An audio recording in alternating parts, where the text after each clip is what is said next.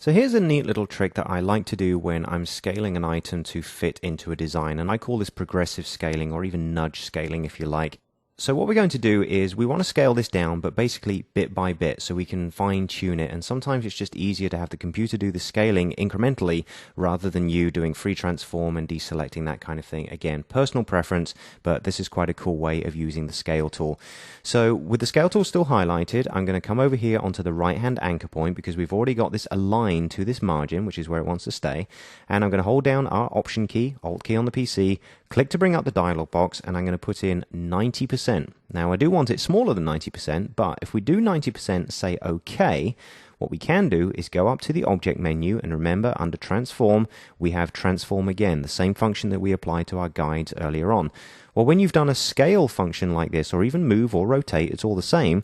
Applying Command D or Control D on the PC to duplicate that will retransform it. So if we now use our duplicate or transform again command, you'll see it's scaling down by 10% each time. Now, that's incremental. Let's say we want to reduce the amount to, say, 99%. No problem. Just go back in to the same anchor point, option click to bring up the dialog box, change your setting, say OK, and once again, Command D or Control D to just keep nudging that down until you get to the size that you want. And it's just very, very cool that you can scale this little bit by little bit until it feels right. Okay, you're not having to guess or numerical or anything else. You simply just keep going until it feels right.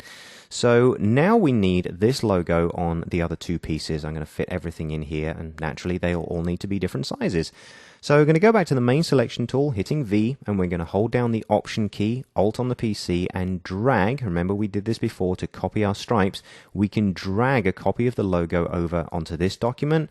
Likewise, we can also option drag another one down here. Okay, so let's come back up to our A3, and we'll just maybe get our free transform tool. So we hit E on the keyboard, and we'll scale this up fairly large. I mean, we can adjust these later on, but this is actually going to sit in this part of the design. This is why we've got an empty space here. This is where our main logo is going to sit.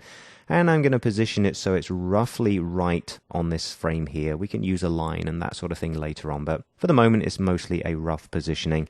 Now likewise, our Italia logo down here also needs to be a little bit smaller. So I'm going to go back to the selection tool, zoom in down here, let's see the whole thing a little bit more closely, and again just go ahead and select it. What we could do is maybe align it so it sort of snaps in on the right hand side here, but then use our nudge key, just our arrow key, to push it slightly to the left. And totally up to you how you specify this.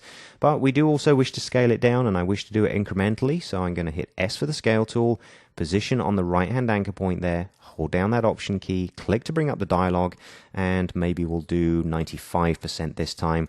Once again, Command D or Control D to then transform again and again until you get the logo down to roughly the right size that you're looking for. Okay, so if we fit everything in the window now, you can see that we've got the logo perfectly sized and perfectly positioned, well, mostly perfectly positioned on all three of our documents. Just going to go to the main selection tool and deselect when we're done.